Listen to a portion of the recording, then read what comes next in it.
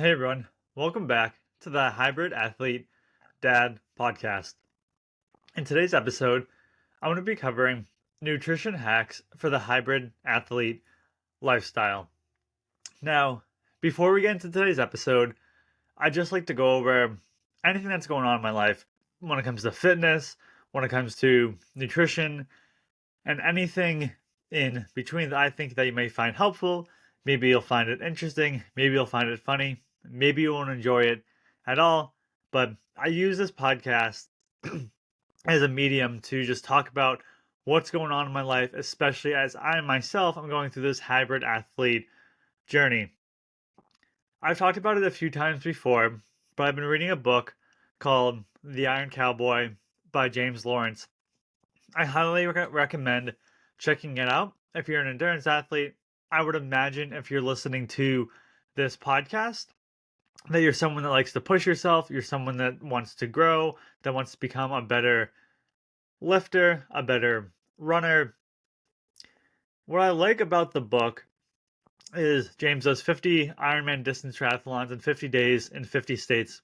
And what helped me reading the book, as you can imagine, that was very difficult. Imagine running a marathon for 50 days straight in 50 different states.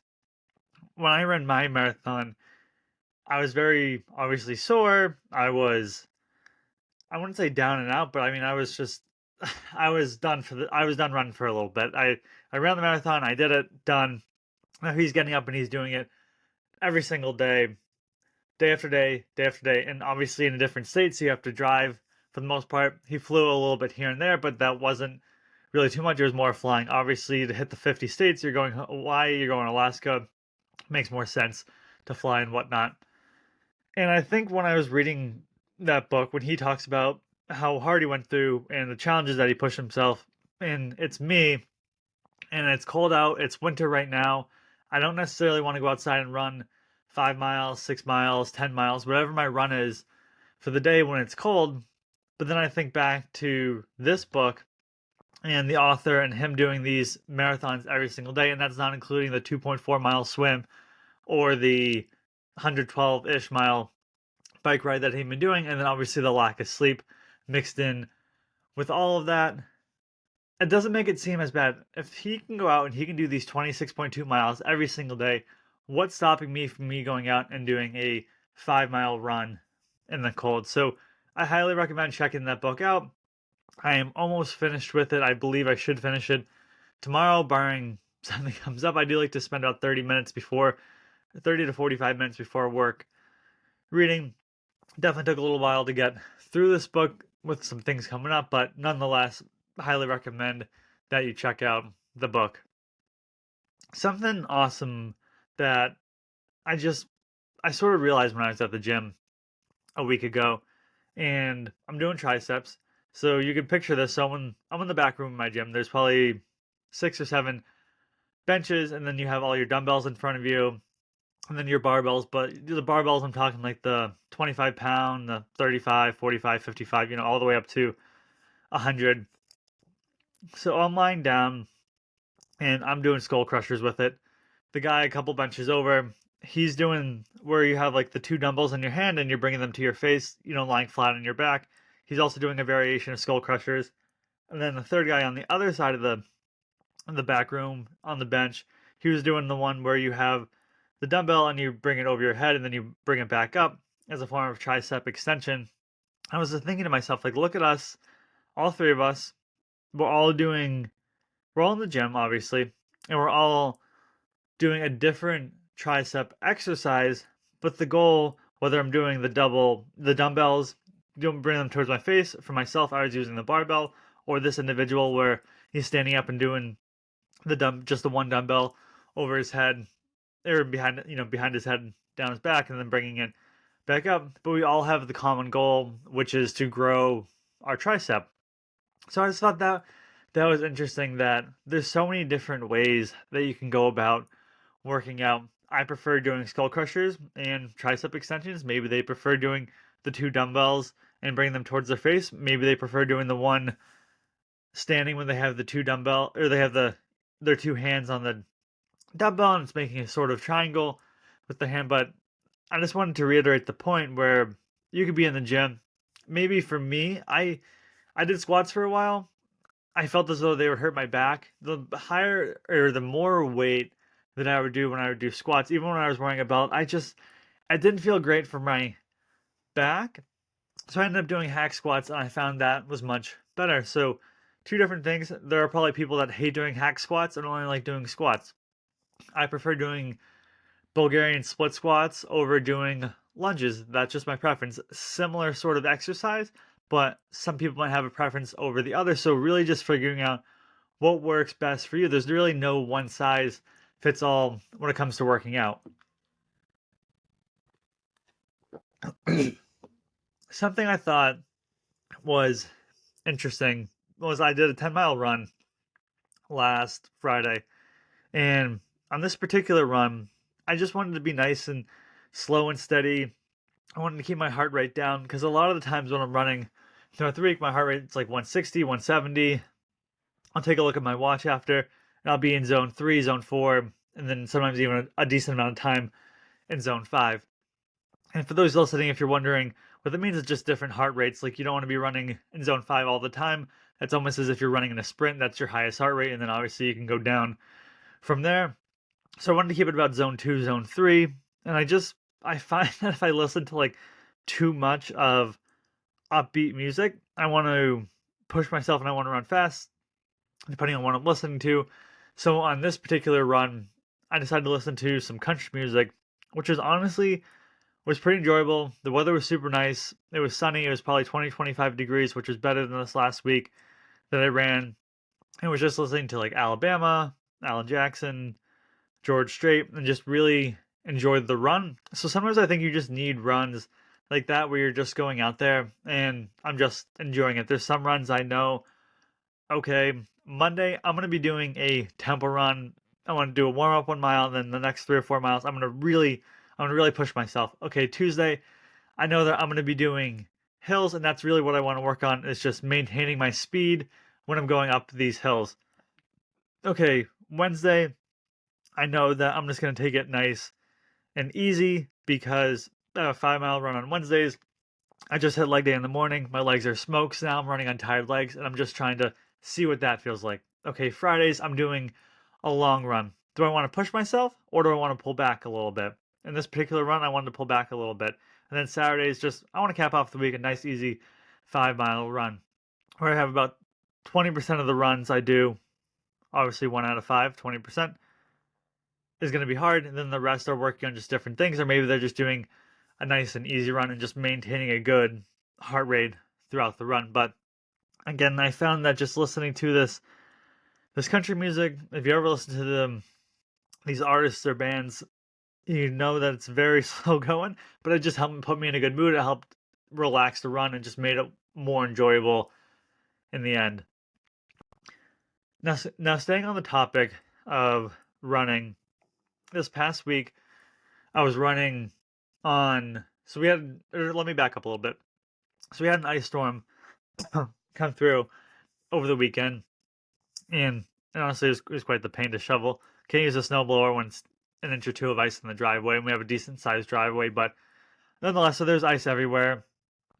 And I run on more of your backcountry roads, so there wasn't a lot of plowing taken care of. There wasn't a lot of salt on the road. So what I did on Monday is I did a 3 mile run on the treadmill at the gym, and then I ran 2 miles. And those 2 miles was I might as well just been running on ice skates, just complete ice for those 2 miles in the neighborhood that I was running for. I knew I was going to be quick. It was going to take me like 20 minutes. I knew it was going to be slower because I'm not trying to sprint or go fast on ice like I would on a normal Monday tempo run. So that was Monday.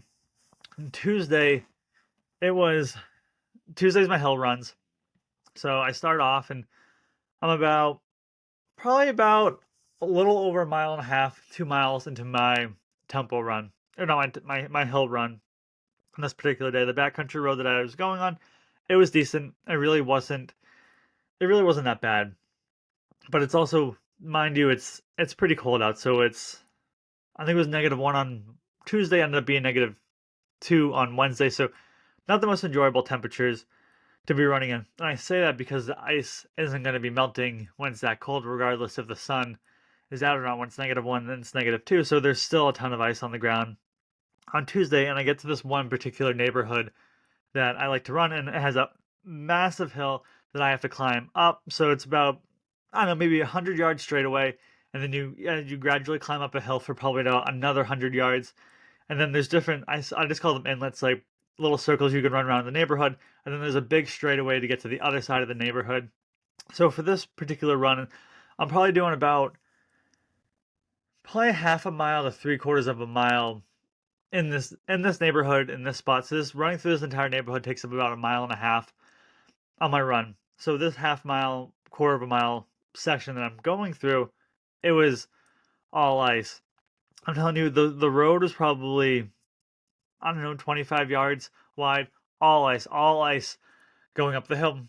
I slipped once right at the end because once I got to a different section of the neighborhood, they must have plowed it. I don't know what was going on there. But once I got to a different section of the neighborhood, there wasn't as much ice. But it is definitely interesting trying to run. They're trying to, I wouldn't say run, but making my way up a hill with ice all over it. And I'm very stubborn. I have a running route. I want to stick to that running route. I don't want to deviate from that running route. So that's why I just stuck with it. But I think I was doing like 13:50 minute miles on that one, which is probably pretty close to walking speed. I was probably speed walking up it just to make sure that I would maintain my balance. Looking back, probably wasn't the best idea. And then when I get to the section of the run, when I come out of the neighborhood and I stopped to go over a bunch of hills, was really no ice, which was nice to deal with. But yeah, ice is definitely not an enjoyable thing to run on. That's probably the number one thing I find that holds me back from going out and running. Like if I notice that there's ice in the morning, I'll typically try to get at least a decent amount of run, if not all my run in at the gym. It just happened to be on Tuesday, the roads looked decent, and then unbeknownst to me, coming to this one particular neighborhood that was just chock full of ice was not the most enjoyable experience. But I know that I'll probably be complaining come July when it's 95 degrees out and I'm trying to run. So to each their own, but I thought that was interesting this weekend. And one last little tidbit I want to give you that I think goes perfect into today's episode. I don't know if I brought it up before, but if you don't have it, I highly recommend getting a rice cooker. It's perfect. I use it, my wife and I use it pretty much probably every other day. My daughter likes rice. I obviously eat rice. I eat it usually 2 servings a day, so I'll have a serving. I say once, if you're looking at the back of it, usually, at least the rice I use, it's like 1/4 of a serving. That's what I mean by that. I'm not having a full serving every time I sit down. That would be just a gigantic bowl of rice. That would be like 500 or 600 calories worth of rice twice a day. That's not what I'm looking to do. So I have a fourth of it. So it's like 140, 150, maybe 200 calories for the rice. But I find the rice cooker, I put usually a cup of rice in, 2 cups of water. It cooks for 20 minutes. Then I have rice, and then I put it in the fridge. When I want to use it the next day, I'll put just a tiny little bit of water in it and put it in the microwave for 30 seconds, and I'm good to go.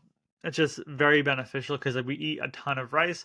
It's one of the carbohydrates that I really like to have. I think I have like the Black and Decker rice cooker. It really wasn't that expensive, maybe 20, 25 bucks, but I highly recommend getting it. And if you're someone that's looking to just make more rice, because sometimes on occasion I'll use the minute rice cups, but I can buy this big package of rice for $3 or $4, and that's gonna last me the entire week. Or it's like $2 or $3 for the minute rice where I am, where it has like the 2 cups. Yeah, it tastes great, but I don't want to be spending all my money on that one. And there's just a more cost efficient way to be making my rice. Now, hopping into today's episode, which is nutrition hacks for the hybrid athlete lifestyle. Nutrition is what's going to allow you to perform and recover better. If you're going out there and you're doing a run, if you're going out there and you're doing a lift, and you come back and you're not giving your body the if I could say correctly, nutrients that it needs, it's going to be hard for you to continue to build the stamina, continue to build the physique that you like. And that's something that I had to learn for a long time. I thought just because I'm going to the gym that I don't need to really worry about my diet, that my body is gonna take care of itself. I can eat whatever. As I started to get older, that clearly wasn't the case. So I had a very big importance of nutrition in my life. And when I'm going through these nutrition hacks, I've gone through my entire meal plan. I'll probably mention some of the other items that I've used in my meal plan in today's episode, but I'm just going through what's worked for me and what I find what's best. And I don't even know if you would call them hacks, but just the way I set up my routine when it comes to my nutrition to make sure that I'm fueling my body the best that it can. I thought I'd kick it off when I was planning today's episode was just going through my meal schedule and what that sort of looks like. So, not to be overwhelmed, but I eat typically about 5 a.m. or 4:30 a.m. depending on if my alarm goes off at 4:15 or if it goes off at 4:50. So, 5 a.m., about 7 a.m., 11 a.m., 1 p.m., 3 p.m., 5 p.m., 7:30 p.m.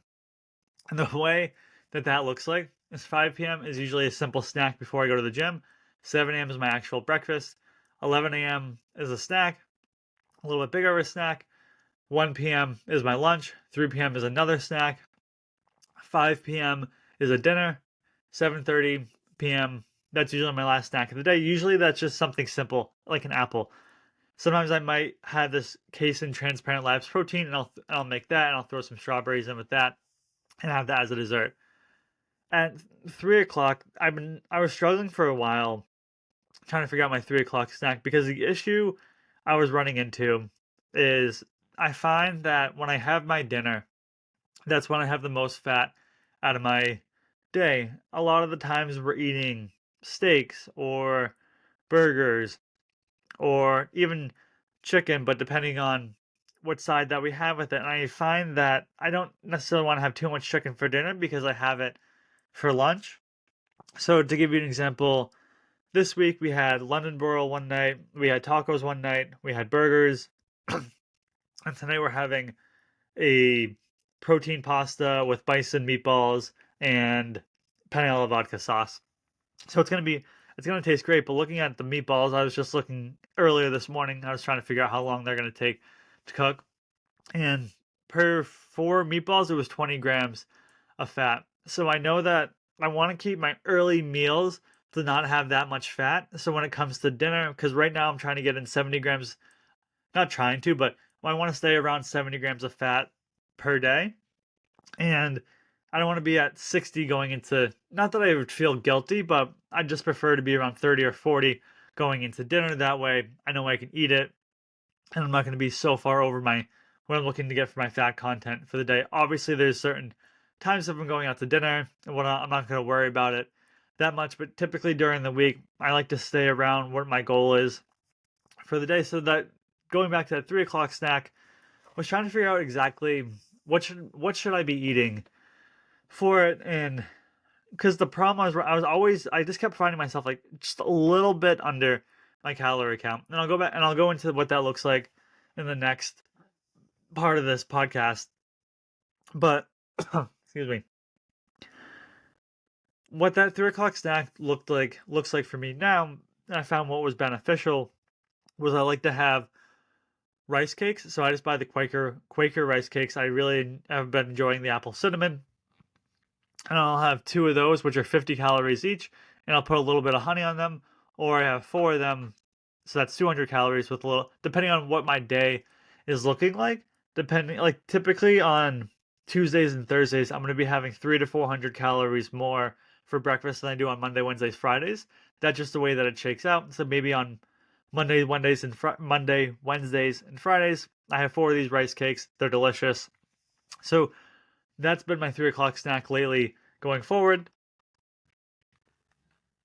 So really what all I'm talking about is the biggest nutrition hack I could say is just tracking your macros. So you might be thinking, what are my macros? So it's going to be your proteins, it's going to be your fats, and it's going to be your carbohydrates. For me right now, I'm about 430 grams of carbohydrates a day, 70 grams of fat, and I like to do my body weight plus a little bit more. I like to be around 200 to 225 grams of protein per day. So what I started to do was I use my Fitness Pal. And part of the reason that I started tracking everything that I was eating was just to get a baseline of what I'm at. The nice thing is I have my Garmin watch will tell me exactly how many calories I need to that day just to break even. So right now I'm sitting at about 3,100 calories per day on average. Now, when I first started tracking my diet, I could see, wow, I'm only getting in 2,000, 2,200 calories. I'm only getting in 1,750 this day. So it wasn't so much about me trying to be diligent and go on a diet. It was like, wow, I need to be eating more. I need to be getting more calories because I'm putting in all this work at the gym. I'm doing this running, but on the back end, I'm not really seeing anything out of it when it comes to all this work that I'm putting in. So I highly recommend using MyFitnessPal. Been the one that I use. So right now I'm trying to get in about 3,100 calories a day to maintain. Now, if I wanted to go higher, I could, and that's something I consider about going on a bulk and getting in more. But right now, I want to be about 3,100 calories per day. And how am I going to know if I don't have anything to track it with? So you want to make sure that you're tracking exactly what your macros are, or at least how many calories you're getting in per day. And again, I really like using my Garmin watch to tell me how many calories I'm burning that day, and then using MyFitnessPal to make sure that I am giving my body enough sustenance throughout the day. And again, it's going to be a mixture of carbs, proteins, and fats. I don't really focus too much on my micronutrients, more just on these macros, at least at the moment. Just getting into this whole nutrition aspect of it, I want to take it one piece at a time. Now, when it comes to your pre-workout, what works best for me is I like to just have an easy snack. So I have an Oikos yogurt. I typically have the vanilla Oikos yogurt. I have the PB. I'll put a scoop of PB Fit peanut butter in it. I'll put a scoop of collagen in it. I like it's like vital proteins, and then I'll measure out one serving of purely Elizabeth granola, and that's what I'll have for a snack every morning before I go to the gym. Now, when I go on a Saturday morning long run, I'm just going 5 miles. I don't eat anything before it. It's 5 miles. I don't eat anything. Now, if I'm going on a longer run during the morning, I would typically have a Go bar because, again, usually when I'm getting up in the morning, I'm just getting out and I'm going on my run. So I would have a Go bar that way I can make sure I'm back in time for my daughter gets up. So again, I would just have the Go bar, and that's by BPN, Bare Performance Nutrition. So I like to just have something very simple for my workout before I get to the gym. Now, when I have a post-workout snack, so now you've gone to the gym, you're feeling good. Okay, what type of snack or what type of meal should you be having? So I like to have a meal that's a good source of protein and carbs, and obviously fats are going to be mixed in there as well to help with my muscle recovery. Now, what that looks like for me, and it's really my breakfast. So on Mondays, Wednesdays, Fridays, I have a slice of sourdough bread. I have 4 eggs, and I have it's like a Fairlife protein shake, pre-made. It's 30 grams of protein. And then I'll put a little bit of I believe it's Kerrygold Irish butter on my sourdough, and that's what I have Monday, Wednesday, Friday. Now, Tuesday, Thursdays, I like to mix it up. So I have Transparent Labs Whey Protein Isolate. I'll have a shake with that. I have the strawberry one right now. I'll throw a banana in it. Then I have a Dave's Killer Bagel. Same thing. I'll put the Kerrygold butter on it, and then I'll have a packet. I like the. I want to make sure I pronounce it correctly. Or no, I believe it's the Kodiak. That shouldn't be too hard to pronounce, honestly, but the Kodiak oatmeal. I like having that. So that gives me about a little over 1,000 calories for breakfast between that and my yogurt. On Monday, Wednesdays, and Fridays, I'm about 770 calories on those days. So I just want to make sure I'm replenishing my body afterwards. So that's typically my 7 a.m. meal. Now, it's a little bit different when I'm going on runs. So obviously I want to have at least a little bit of time between when I'm eating breakfast and when I'm going on my runs. So now when I do my runs, the way that meal structure looks like is Monday, Wednesday, Friday. I don't know, I had a voice crack there. Monday, Wednesday, Friday. I buy the Kodiak. It's these flapjacks. I like the flapjacks because they're low in fat. There's only like 2 or 3, maybe 4 grams of fat. I have been eating the Kodiak waffles, protein waffles, but there's about 14 grams of fat in those, so I focus on something that I could have as a carb, but didn't have that much fat in it. So I have that, I have an apple, I have a banana, and then I have a Go macro bar. I really like the Go macro bars. They're 290 calories, and the peanut butter chocolate chip one that I have, and it tastes delicious. So I really enjoy that. And then on Tuesdays and Thursdays, Thursdays is usually my off day from running. So Tuesdays, Thursdays, I'll have sourdough bread, I'll have tuna, I'll put a little slice of provolone, and then I'll have a Go macro bar, and then an apple as well. Through that, I usually like to have 2 apples per day, one in the morning and then one at night. And that's really what I like to have for what my pre-workout meal routine looks like, my nutrition looks like, my post, and then my post-workout, and then my post-run there as well. So you just want to make sure that you're fueling your body when you're going on these runs, when you're doing these workouts. Again, I find that eating every couple hours is what works best for me. Some people would prefer to fast and only have an 8-hour window to eat all their meals. I find I just like to eat throughout the day. That's really what works best for me in my schedule. Now, if I'm sweating a lot, I want to make sure that I use electrolytes to replenish. For me, I use the BPN electrolytes. Again, that's Bare Performance Nutrition. What's cool about having the Garmin watch is it tells me how much sweat loss I have. So if I'm going on a run and I know, okay, I lost, I don't know, let's say 1500 milliliters of, I don't know what you would call it, sweat. I'm not sure the exact, I'm trying to think what it looks like on my watch. Uh, Electrolytes, honestly, I'm not really sure. I can't think of it off the top of my head, but I just know I think it says sweat loss. I'm pretty sure it says like the milliliters of it. So it's usually like on my long runs, it's 1500 milliliters. On shorter runs, it's 5, 6, 7, 800 meters. So when I come back from those runs, I like to use electrolytes to replenish the sweat loss that I had. I find that if I don't use the electrolytes when I get back from these runs, I'm just more tired, I'm more groggy. It takes me a little bit more while to get back into my day, to be on top of things. So if I notice I burned a lot of sweat in my run, I'll use 2 scoops of electrolytes. Typically, I like to use one. It does upset my stomach a little bit if I use 2 scoops and I eat too close to it. I'm not sure why, but that's just the way it has been with me with the BPN. Electrolytes, usually if I have 1 scoop in a meal, I'm fine. If I had 2 scoops in a meal too close, I get like stomach cramps.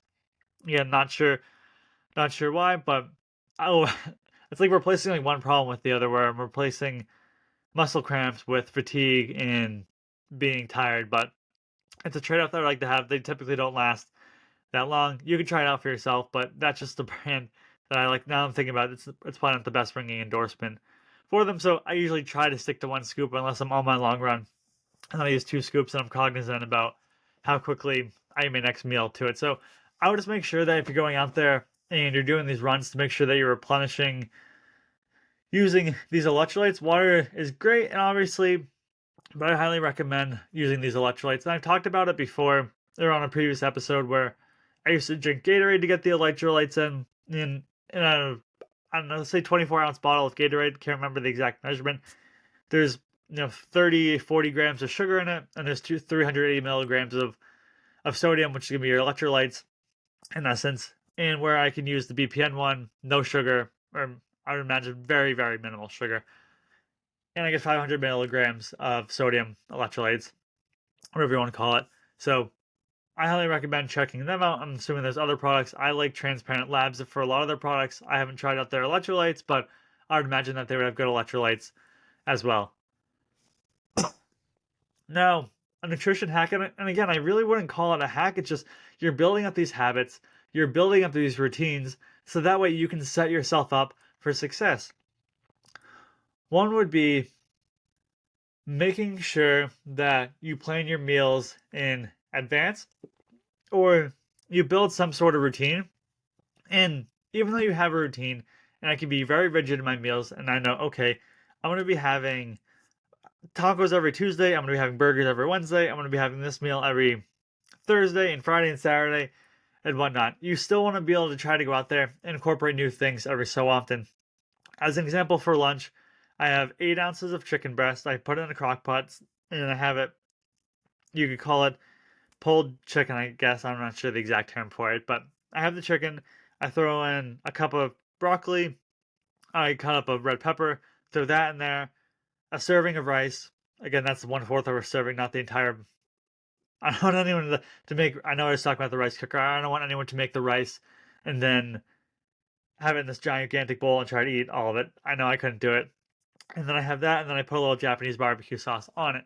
That gets stale after a little bit. So now, and then I have carrots. So I have carrots every time I have lunch. So what I've incorporated new into my routine is I've been having turkey meat. So I have 6.5 ounces of turkey meat. I'll grill that. No, I don't want to say grill that, but I just cook that like I would taco meat on the stovetop. And then I have 2 potatoes, and I'll throw those in the air fryer. I'll just put a tiny little bit of olive oil on them, throw those in the air fryer, and then I'll have that for a lunch. So that's been nice to mix that up. So even though I have this routine, I do want to mix it up a little bit.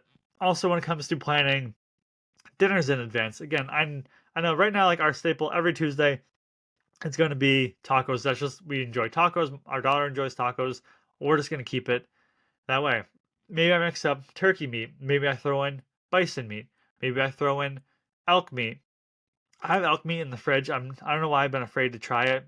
I know I've heard nothing but good things about it. I think it just threw me off this one time where I like Force of Nature, and they're the company I bought meat from in the past.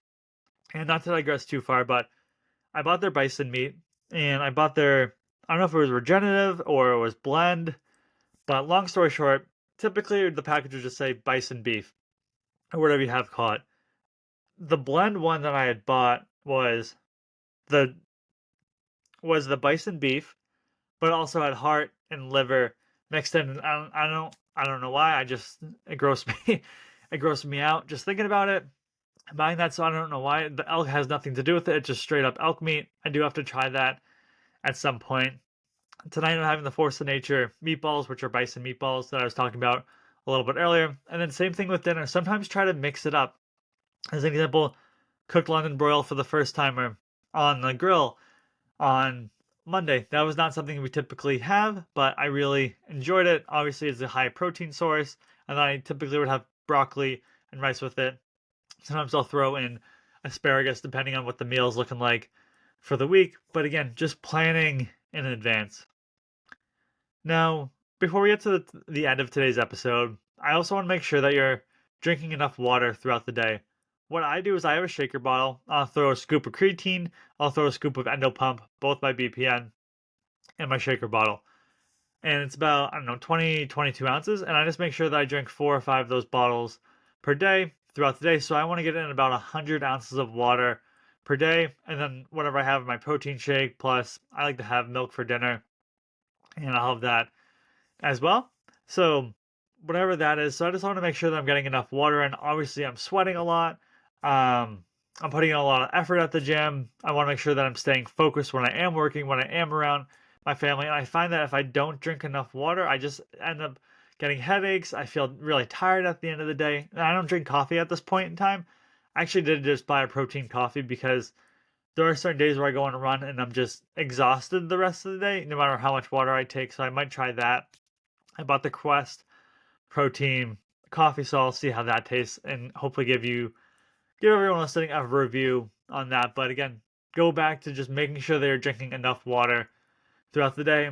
And really, the biggest nutrition hack that I can give you as a hybrid athlete is just planning in advance. It just, if I know a Saturday's coming up or a Sunday and maybe my routine is a little off and I'm not planning my meals, it's easy to fall behind on my protein intake. It's easy to fall behind on my recovery. I'm putting in all this work Monday through Friday plus Saturday morning. Why do I want to just kick tires on it and not feed my body the nutrients it needs to rest and recover and to grow? So that way, when the following week comes back and my alarm clock goes off at 4:15 Monday morning, and I'm up out of bed and I'm going to the gym, and the first thing that I'm doing on Monday mornings is deadlifting, I want to make sure that I feel my body right over the weekend. And what does that come into? That again comes back to them planning in advance. And again, there's no real hacks for it. It's just building up that routine. It's making sure that you stick to it. And if you fall a little far behind, that is a-okay. Sometimes I know that maybe I didn't get enough protein intake during the day. oh, maybe I had 2 meals out today instead of my typical maybe 1 meal out that I have, or once or twice per week. Obviously, things like that are gonna happen, but you just want to make sure that you stay on track to make sure you allow your body to perform and recover better.